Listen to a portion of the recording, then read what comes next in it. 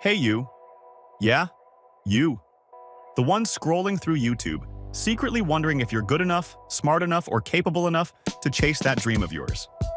Sound familiar? What if I told you that crushing self-doubt is actually easier than you think? Like, way easier. And no, I'm not about to hit you with some fluffy, just believe in yourself nonsense.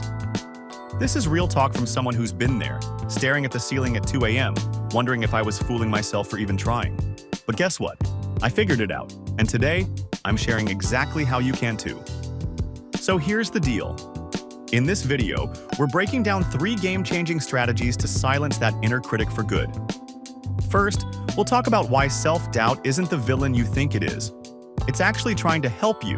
Weird, right?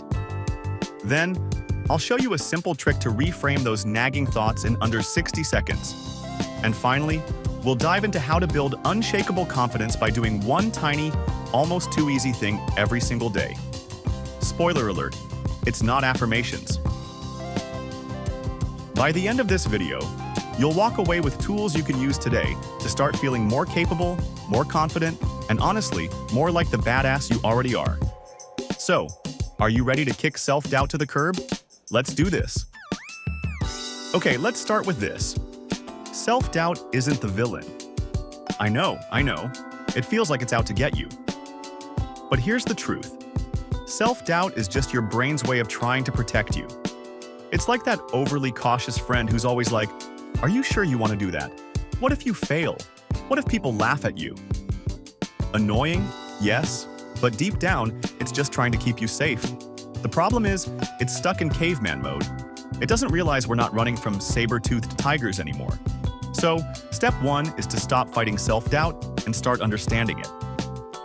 When that voice pops up, instead of freaking out, just say, "Hey, thanks for trying to help, but I've got this."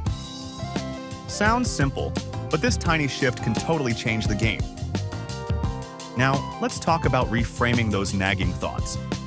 Here's a quick trick. Grab a pen and paper, or your phone notes app, I don't judge, and write down the doubt that's been bugging you. For example, "I'm not good enough to start that business." Now, here's the magic. Rewrite it as a question, like, "How can I prove to myself that I am good enough to start that business?" Boom! Suddenly, your brain shifts from panic mode to problem-solving mode. It's like flipping a switch. Try it right now. Seriously, pause the video and give it a shot. I'll wait.